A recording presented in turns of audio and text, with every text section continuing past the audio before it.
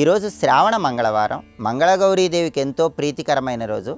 శ్రావణ మాసంలో వచ్చే మంగళవారాలు గౌరీదేవి అనుగ్రహం కోసం కొన్ని ప్రత్యేకమైన నోములు వ్రతాలు ఆచరిస్తే గౌరీదేవి వెంటనే అనుగ్రహించి సమస్త శుభ ఫలితాలను కలిగింపజేస్తుంది.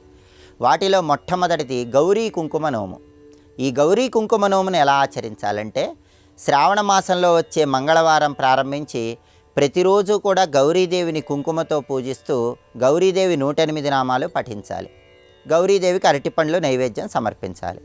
ఇలా శ్రావణ మంగళవారం ప్రారంభించి సంవత్సరం పాటు రోజు గౌరీదేవిని కుంకుమతో పూజిస్తూ గౌరీదేవి 108 నామాలు చదవాలి. సంవత్సరం పూర్తయిపోయిన తర్వాత ఉద్యాపన చేసుకోవాలి. ఉద్యాపన సమయంలో 13 మంది ముత్తైదువులను గృహానికి పిలిచి ఆ 13 మంది ముత్తైదువులకు కూడా పసుపు, కుంకుమ, పూలు, పండ్లు, రవిక వస్త్రము తాంబూలంలో ఉంచి, కుంకుమ భరిణలో కుంకుమ కూడా తాంబూలంలో ఉంచి తాంబూల వాయనం ఇవ్వాలి. ఇలా చేస్తే ఉద్యాపన పూర్తవుతుంది.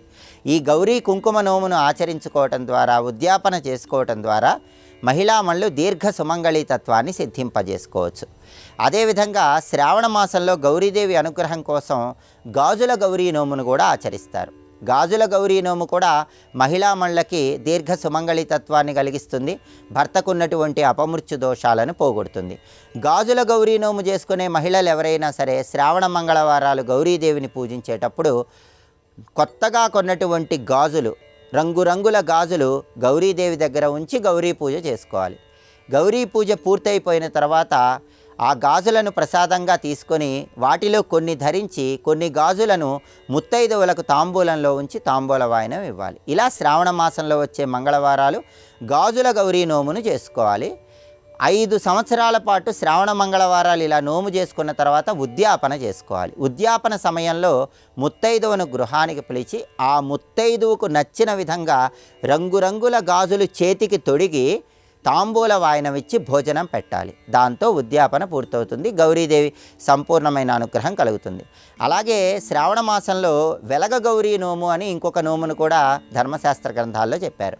వెలగ గౌరీ నోము ఏంటంటే, శ్రావణ మాసంలో వచ్చే మంగళవారాలు గౌరీదేవిని పూజించేటప్పుడు, గౌరీ అష్టోత్తరం చదివేటప్పుడు వెలగపండు ముక్కలు కూడా గౌరీదేవికి నైవేద్యంగా సమర్పించాలి. దాన్ని ప్రసాదంగా స్వీకరించాలి.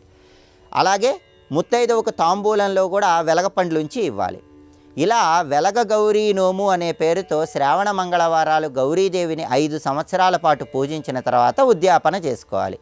ఉద్యాపన సమయంలో 13 మంది ముత్తైదువులను గృహానికి పిలవాలి.